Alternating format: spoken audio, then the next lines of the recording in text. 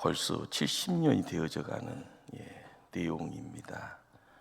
1956년 미국 전역을 충격으로 몰아넣었던 사건이 있었습니다.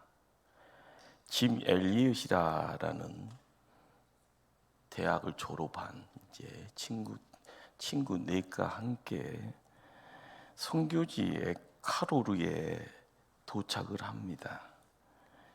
그리고 그들은 어떻게 보면 정글 속에 있는 아우카족이라는 이들을 향하여 선교에 잘 발걸음을 옮겨갑니다. 도착한 그 다음 날 원주민의 창에 찔려서 처참하게 죽은 사건이 바로 미국에 이렇게 전해집니다. 미국이 들썩들썩 놀라게 되죠. 기독교 사학이라고 할 수 있는 미국의 힐튼 대학을 수석으로 졸업한 수재고요. 믿음의 어떤 큰 일꾼으로서 그의 탁월한 능력, 그 영성이 장차 미국 기독교를 이끌어 갈 수 있는 그런 어떤 인물로 여겨졌던 짐 엘리엇이었습니다. 그렇지만 대학 때 미종족 전도 종족을 찾아서 선교하기로 결단하였기에 동료 4명과 함께 나아가다가 창과 독에 찔려 29의 나이에 죽게 된 겁니다. 당시 라이프지라라는 곳에 이 사건을 대서특필로 자세히 다룹니다. 그들의 무모한 선교 열정을 지적하지요. 그러다 보니까요, 가장 타이틀로요, Water Unnecessary Wastera는 말로 어떤 제목을 잡게 됩니다. 이 얼마나 불필요한 낭비인가. 그것이 어떻게 보면은요, 결론이죠. 왜 이런 결론을 맺었을까요? 당대의 최고의 명문 대학교의 하나였던 힐튼 대학을 우수한 성적으로 졸업한 수재. 그렇지만 예수 믿어서 복음 전하고자 발걸음을 옮겨갔지만 복음 한 번 잊히지 못하고 비참하게 죽었기 때문에 그런 겁니다. 그런데요, 남편 짐 엘리엇이 처참한 시선으로 돌아오자마자 부인 엘리자베스는요, 간호사가 되어져 남편 죽었던 그곳으로 선교사로 나아가게 됩니다. 재밌는 것은요, 미개인들이지만 여자는 해치지 않는 풍습이 있었던 겁니다. 그래서 그 현장에서 작은 선교의 열매를 맺게 됩니다. 어느 날 주장이요, 이 엘리자베스에게 묻습니다. 당신은 어떤 사람이기에 우리를 이토록 사랑하며 우리를 위해서 헌신하십니까? 나는 5년 전에 당신들이 죽였던 한 청년 엘리에셀이라는 남자의 아내입니다. 나는 하나님 사랑, 남편 사랑 안고 당신들을 찾아왔습니다 라고 대답했다고 하네요. 그리고 나서 30년이 지나고 나서요, 1992년입니다. 에콰도르의 아우카족의 언어로요, 성경이 번역이 됩니다. 그리고 봉헌 예배를 드리게 됩니다. 엘리엇을 죽였던 청년이 바로 그 자리에 목사가 되어서 예배를 집례했다고 합니다. 이 놀라운 현장을 다룬 신문 기사의 결론이 뭘까요? 낭비라뇨. 자신이 사랑하는 소중한 것을 위해 자신을 흔쾌히 버리는 것은 결코 낭비가 아닙니다 라는 기사의 결론이 거기 있었습니다. 누가 감히 짐 엘리엇의 죽음을 낭비라고 말할 수 있을까? 오늘 우리는 성경을 읽어가는 가운데요, 이 복음서의 이야기입니다. 그런데 복음서의 내용 중에 예수님이 믿음을 칭찬했던 사람들이 서너 명 나옵니다. 그런데 그 중에 최고의 칭찬은 오늘 본문에 향유 옥합을 깨뜨리는 마리아입니다. 이 마리아는 한결같이 발 아래의 여인으로 등장합니다. 예수님 발 아래 앉아 말씀 듣습니다. 발 아래 앉아서요, 오라비를 위해서 기도해달라고 부탁하고 기도합니다. 발 아래에 앉아서 예수님께 항유를 붓습니다. 주경가들은 이 예수님의 별칭을 그래서 발 아래 여인이라고 부릅니다. 발 아래 여인, 얼마나 아름다운 호칭입니까? 오늘 본문의 사건은요, 나사렛의 부활 사건과 자연스럽게 연결됩니다. 나사로가 다시 살아난 것에 대한 감사의 자리로 마련이 된 잔치였을 겁니다. 때는 예수님께서 십자가를 지시기 불과 일주일 전이고요. 그 잔치가 배설된 무대는 나사로의 집입니다. 복음서를 읽다 보면 모든 잔치는 예수님이 손님으로 입장을 합니다. 그런데 오늘은요, 특별히요, 예수님을 위한 특별한 잔치의 주인공이 되어 있습니다. 예수님만을 기쁘기 위한 잔치, 그 은혜에 보답하려고 준비된 잔치입니다. 더 나아가 이 잔치는 십자가를 앞에 두신 예수님을 위한 마지막 잔치이기도 했습니다. 그러기에 이 자리에 의미를 아는 사람이면은요, 우리 예수님 기쁘게 해드려야 할 그 무엇이 없을까 고민하는 것은 지극히 당연한 일일 겁니다. 이 잔치에 등장하는 인물들이요, 중요한 인물들이 몇 사람이 있습니다. 마르다는 어떤 여인이었을까요? 예수님 오실 때마다 주님 위해서 부지런히 음식을 장만하는 섬김의 여인입니다. 말없이 주님 위해 힘든 일을 자청합니다. 오늘 교회 안에 마르다 같은 숨겨진 일꾼들이 많이 있죠. 정말 잔치를 말없이요, 묵묵히 준비하는 손길입니다. 오늘 등장하는 이 나사로는요, 성경은 2절에요, 주님과 함께 앉은 자 중에 있더라라고 이야기를 합니다. 아무런 일 없이요, 그냥 말씀 듣습니다. 은혜를 받았고 또한 은혜를 받으려고 하는 사람입니다. 이렇게 나사로가 죽었다가 살아서 앉아있는 그 사실 하나만으로도 많은 사람들에게는 충격이고요, 또한 전도가 됩니다. 그래서 성경은요, 11절의 말씀에 나사로 때문에 많은 유대인들이 예수를 믿음이러라 라고 기록합니다. 우리는 추측되어지는 것은요, 이런 일 때문에 주변의 원수들이 예수를요 죽이려고 하는 음모를 구상이 아니라 이제는 실천하려고 한다라는 겁니다. 오늘 잔치의 주인공은 마리아입니다. 마리아는 주님 위에 비싼 향유 한 옥합을 깨뜨렸습니다. 주님의 몸 위에 향유를 붓고 본인의 머리털로 주님의 발을 씻습니다. 마리아는 생명처럼 아끼던 옥합을 깨뜨려 예수님께 붓습니다. 마가복음에 같은 사건을 기록한 그곳은요, 마리아의 이름이 감춰져 있습니다. 그러나 오늘 본문은 마리아가 바로 죽었다 살아난 나사렛의 누이라라는 사실을 밝혀 보여줍니다. 결국은 이 옥합을 깨뜨렸다라는 이 내용이 뭘 이야기를 하는가 하면은요, 예수님의 십자가의 죽음을 예비한 그런 일련의 사건 중에 하나임을 밝히고 있습니다. 그런데 우리가 여기서 주목해야 될 부분이 뭔가 하면은요, 마리아가 머리를 숙이더라, 머리털로 발을 씻더라라는 이 예식은 로마의 궁중 인사법으로 왕께 드리는 예식입니다. 왕께 드리는 예식. 그러기에 3절에요, 황유 냄새가 집에 가득하였더라. 그렇습니다. 향유인지라 깨뜨려진 이후에 향기가 가득하는 것은 자연스럽지요. 그러나 이것은 어떠한 상징입니다. 십자가를 통한 구원의 향기를 상징하더라라는 것입니다. 그러기에 지금 마리아의 이 일련의 의식은요, 왕이 되신 예수님, 죽음으로 하나님 나라를 이루실 예수님을 향한 용감한 예배요, 최고의 헌신입니다. 보십시오.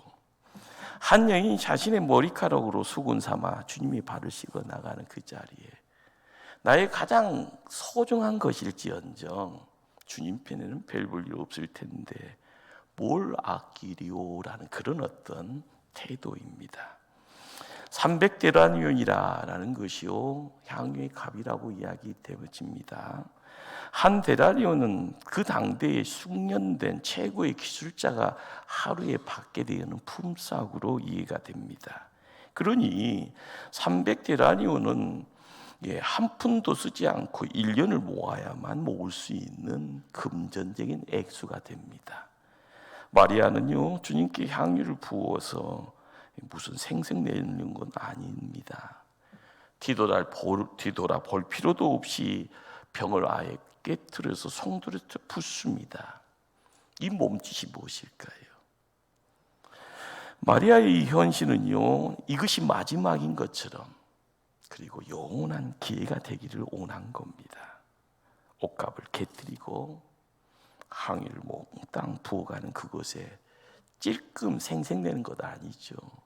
조금 먼 여지를 놓고 이야기되는 것이 아니라 온전한 전체를 다 드리고 싶었습니다. 이 아름다운 광경을 보고도 비판을 서슴지 않는 무리가 등장합니다. 대표적인 인물이 가룟 유다입니다.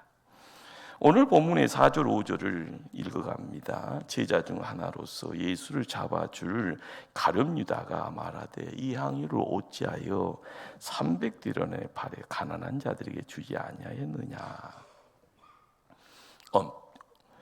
얼핏 보면은요 가룟 유다 굉장한 인도주의자처럼 보입니다. 서민 경제에 정통해 보이고요, 사회 정의에 큰 관심이 있고요, 민중의 대변자처럼 보입니다. 그 자리에 있었던 누구나요 이 말에 속아 넘어가기 일상이겠죠. 매력적으로 들려지고요, 대단히 설득력 있게 보입니다. 사단은 오늘날도 가룟 유다의 논리로 교회를 혼란케 합니다. 가룟 유다에게 몇 가지 결정적인 잘못이 있더라라는 거죠. 마리아의 숭고한 사랑을 물질로만 평가합니다. 사랑을 돈으로 환산할 수 없는데 말입니다. 가룟 유다의 동기가 불순합니다. 6절은 뭘 기록합니까? 이렇게 말하면 가난한 자들을 생각함이 아니요 그는 도둑이라. 돈깨를 맞고 거기 넣는 것을 훔쳐감이러라. 만약 그가 가난한 자들에게 관심이 있었으면 본인이 뭔가를 해야 합니다. 이렇게 믿음이 없는 가룟 유다의 눈에는요 마리아의 행동은 그냥 낭비로만 보였던 겁니다. 같은 사건을 기록한 본문이라고 이야기되어지는 마가복음 14장 4절은 어떤 사람들이 화를 내어 서로 말하되 어찌하여 이 향유를 허비하는가. 여기 어떤 사람이 제자들이란 것을 추측케 하지요. 그런데 여기에서요 허비라는 단어가 등장을 합니다. 그런데 이 단어와 동일한 내용을 가지고요 가룟 유다에게 적용된 성경 구절이 있습니다. 예수님이 가룟 유다를 일컬어요 멸망의 자식이라고 합니다. 본문에서 바로 멸망이라는 이 단어와 이 허비라는 단어가 같은 단어로 쓰여져 있다라는 거죠. 뭘 이야기를 할까요?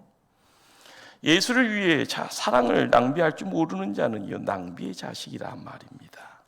사명을 낭비한 자식, 인생을 낭비한 자식, 그가 바로 가룟 유다였습니다. 예수를 위해 자신을 낭비할 줄 모르는 사람은 결국은요 자신의 사명, 비전을 낭비하는 사람이 됩니다. 이렇게 향유를 낭비한 마리아, 예수님을 알았고요, 예수님의 사랑에 푹 잠겨가고요, 하나님의 말씀, 복음에 대한 느낌을 알았기에 하나님 나라의 비밀을 온몸으로요 누리고 있는 여인이 됩니다. 우린 종종 과거에 우리 부모 때의 이야기들을 상상할 때도 경험치를 이야기할 때가 있습니다. 가족의 저녁 식탁을 위해서요, 그렇죠, 시장에 가서 추운 날 이곳저곳 어떤 것이 더 좋을까 작은 돈 가지고요 뭘 사갖고 와서 가족 위에 하루의 모든 수고와 노고의 어려움의 내용들을 한 여인이 정성으로서 함께 한 마음을 이뤄가고요 서로가 한 가족임을 이야기할 수 있는 그 모든 일련의 모습들이요, 작은 것 가운데요 큰 기쁨의 장을 만들었던 우리 부모님 때의 그 아름다운 모습들, 그 시간 자체를 어떻게 뭘로 표현할 수 있겠습니까? 사도 바울은요, 그러기에 고린도후서 12장 15절에 이런 말씀을 우리에게 전합니다. 내가 너희 영혼을 위하여 크게 기뻐함으로 재물을 사용하고 또 내 자신까지도 내어주리니 너희를 더욱 사랑할수록 나는 사랑을 덜 받겠느냐. 무슨 말일까요? 예수님은 우리를 위해서 자신을 송두리째 낭비하셨습니다. 사랑에 낭비가 있고 손해가 따릅니다. 사랑은 논리로 따질 문제도 아니고요, 손익에 계산할 문제도 될 수가 없습니다. 하나님은 나를 위해 예수님을 낭비하셨습니다. 우리가 알아야 될 것 중에 한 가지는요, 참된 사랑은 잃어버리는 겁니다. 내 품에서요 빼앗기는 겁니다. 누구를 향하여 바치는 겁니다. 그래서 성도는 손해를 보고 행복해할 수 있습니다. 예수님 때문에 뭔가를 잃어본 경험이 없는 사람, 뭔가를 빼앗겨 본 경험이 없는 사람, 인생을, 젊음을, 시간을, 재물을, 눈물을, 땀을, 그 무언가를 낭비해 본 경험이 없는 사람은요, 예수 사랑을 논할 수도 없고요, 예수를 사랑해 보았다고 말 주변이 허락이 되지 않습니다. 오늘 말씀을 읽다 보면은요, 항상 우리 마음 한편에요 이런 생각이 듭니다. 전략, 아껴야지. 거룩한 성도의 미덕입니다. 성경은요 전략의 중요성을 가르칩니다. 펑펑 쓰라고 말하지 않습니다. 기독교의 아버지라고 이야기되어지는 존 깔뱅 목사님은요, 오병이의 기적을 바라보시면서 여기에 말씀을 설교하실 때 그 현장에서 먹고 남은 것을 거두라는 예수님의 말씀이 바로 기독교의 전략 정신을 이야기한다고 하지요. 우리는 성령의 9가지 열매 가운데 마지막 맺어야 될 열매가 절제라는 걸 잘 알고 있습니다. 하나님이 내 편이고요, 내가 하나님 뒤를 쫓습니다. 성부, 성자, 성령 하나님이 우리와 함께하는 성령 충만의 내용들이 함께 되어지면 자연스럽게 절대된 삶을 살아갑니다. 누가 가르쳐가 아니라요, 자연스러운 거죠. 그러기에 전략은 미덕이고요, 낭비는 죄라라는 기독교의 기본 진리에 반대되는 오늘 말씀은요, 역설적인 진리라고 이야기되어질 수 있을 겁니다. 마리아는 1년 연봉에 해당하는 옥합을 깨뜨리고요, 황기름을 쏘아 부었습니다. 주변의 사람들, 제자들, 특히 가룟 유다는요, 그것은 낭비다라고 비난합니다. 그러나 말씀을 똑바로 봐야 됩니다. 예수님은 제자 편이 아니라 낭비한 마리아 편을 들고 있습니다. 낭비를 칭찬하고 있습니다. 마가복음 14장 6절은요, 예수께서 이르시되 가만두라, 너희가 어찌하여 그를 괴롭게 하느냐, 그가 내게 좋은 일을 하였느니라. 무슨 말씀입니까? 그녀가 좋은 일을 했다라고 합니다. 그녀의 그 몸짓은 아름답다라고 이야기하는 겁니다. 이것이 정말 멋지다라고 이야기하고 있는 겁니다. 누가요? 예수님이요. 마리아의 낭비, 분명 아름다운 낭비였다 이야기되어집니다. 계산을 초월한 주님을 향한 마리아의 사랑입니다. 십자가의 죽음을 준비했던 마지막 기회입니다. 그 아름다운 기회를 놓치지 않았던 마리아의 헌신, 마리아의 낭비할 수 있었던 그 사랑이 주님을 감동시켰던 겁니다. 마가복음 14장 9절은요, 복음이 전파되는 곳에는 이 여자가 행한 일도 말하여 그를 기억하리라 하시니라. 당시 예수님을 따르던 수많은 사람들, 예수님 믿으면 내게 무슨 유익이 있을까 생각합니다. 자연스럽습니다. 예수님의 제자들도요, 덜커덩이 이야기하잖아요. 나는 이 자리, 너는 이 자리 하면서요, 뭔가를 이야기합니다. 그러나 마리아는 무엇을 하면 주님을 더 사랑할 수 있을까만을 생각합니다. 신앙의 초급 단계는요, 하나님으로부터 받을 때 행복해합니다. 그러나 신앙의 단계가 높아지면 예수님을 사랑하면 할수록 행복이 찾아 밀려옵니다. 마리아의 신앙이 그런 것 같습니다. 낭비할수록 행복해집니다. 어린아이는 엄마의 사랑 받아야 행복하잖아요. 그러나 어머니는 그냥 아이를 사랑하는 그 자체에 물붓듯이 붙는 그 시간과요, 모든 내용들, 그것 자체가 행복입니다. 처음 믿었을 때는 내가 얻은 구원이 귀하고 축복이 귀합니다. 그러나 신앙이 깊어지면 주님이 귀하고요, 하나님이 나와 함께 한다라는 것, 성령님의 임재가 귀합니다. 그것은 나의 것 드릴 수 있다라는 것에 감사하자 합니다. 기도의 초기 단계는 주세요, 주세요, 하나님께 달라고만 합니다. 그러나 기도가 깊어지면 하나님을 구하는 기도를 합니다. 나를 죽여야만이, 나를 포기해야만 되는구나 하면서 전혀 다른 기도가 가능해집니다. 예배를 드리면 내가 받는 감동과 은혜만을 생각합니다. 그러잖아요. 손해보았다라고 이야기하면서 내가 왜 교회에 왔냐 이런 생각하잖아요. 그러나 믿음이 커지면 예배에 임재하시는 하나님 때문에 행복해야 합니다. 예배 전에 준비하는 그 시간에 뜨거움이 있으면은요, 예배 드릴 때마다 내가 덩실덩실 춤추는 듯한 그 모습이요. 그래서 내가 드리는 헌금은요, 돈의 가치가 아닌 겁니다.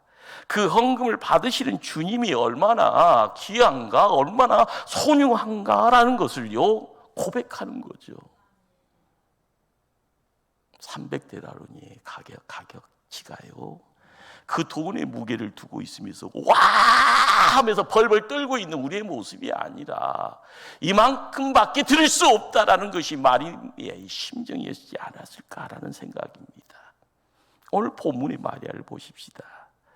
주님이 기뻐할 수 있다면 모든 것을 다 하려고 하네요. 무엇을 해도, 무엇을 드려도 나를 깨트리고 나를 송두리째 쏘아 부어도 행복해야 한다라는 것, 낭비할수록, 포기할수록 행복해야 합니다. 이런 사랑을 누가 낭비라 할 수 있을까 생각이 됩니다. 마리아는 돈의 가치를 생각하지 않았습니다. 주님의 절대적인 가치, 사랑의 절대적인 가치만을 생각했습니다. 맞습니다. 2000년 기독교 역사는요, 손익 계산에 빠르고 신앙을 경제적인 문제로 계산하였던 사람들이 이어져 온 것 아닙니다. 마리아의 뒤를 따라 오갑을 깬 순교자들에 의해서 부흥 발전해 왔습니다. 오늘도 교회를 세우는 사람은요, 주님을 위해서 낭비하고도 행복해 할 수 있는 사람들입니다. 여러분이 다 그런 분들이 되셔야 됩니다. 행복할수록 낭비할수록 행복했던 사랑, 그것은요, 우리를 향한 예수님 사랑입니다. 예수님 사랑에는 이해타산이 없습니다. 예수님 당신 전부를 다 주셨습니다. 마리아의 깨진 옥합은요, 십자가 위에서 육체를 깨야 할 주님의 몸, 바로 그겁니다. 창과 채찍으로 갈기갈기 찢겨진 주님의 몸입니다. 십자가에서 물과 피를 쏟아낼 예수의 몸입니다. 주님을 향한 우리의 사랑도 지금 이곳에 있어야 합니다. 내가 교회에 위해서 땀 흘리고 수고해 왔는데, 열심으로 오면서 힘이 겨워 눈물을 흘리고 있는 지금 이 시간이 지금 옥합은 아름답게 깨어져 가고 있는 겁니다. 세상 일로 바쁘다라는 핑계로 주님께 더 가까이 다가서지 않았습니다. 그러나 핑계로 묶인 모든 거 내려놓고요, 예배자로 하나님께 세움받는 이 시간, 그리스도의 향기가 진동되는 겁니다. 주변의 연약한 성도 섬기는 일 어렵습니다. 내가 베푼 사랑이 상처로 다가오네요. 쏟았던 관심, 돌봄이 배신으로 되돌아옵니다. 그러나 찢긴 가슴, 아픈 가슴, 피 흘리는 가슴 껴안고 조용히 주님 앞에 나와 흘리는 눈물은요, 그리스도의 향기가 되어 우리와 함께합니다. 하나님 앞에 나아가 나를 드리고 싶은데도 몸은 연약하여 넘어지고 지칩니다. 그래도 병든 몸을 주님 앞에 드리면 거기에 그리스도의 향기가 치유의 기적으로 우리를 새롭게 건강 지체로요 바꿔 놓을 겁니다. 마리아의 사랑은 오갑이 깨져 침으로 시작되었고 완성이 되었습니다. 이 시간 내가 품고 있는 옥합이 무엇입니까? 제발 주님께 드릴 옥합은 감춰두고 다른 껍데기를 사랑하겠다 말하지 마십시다. 사랑하는 성도님들, 손해를 보고도 좋은 사랑을 아십니까? 낭비하고도 기쁜 사랑을 맛보셨습니까? 주님을 사랑하기 뭔가를 포기하고 바쳐보고 빼앗겨본 경험이 있습니까?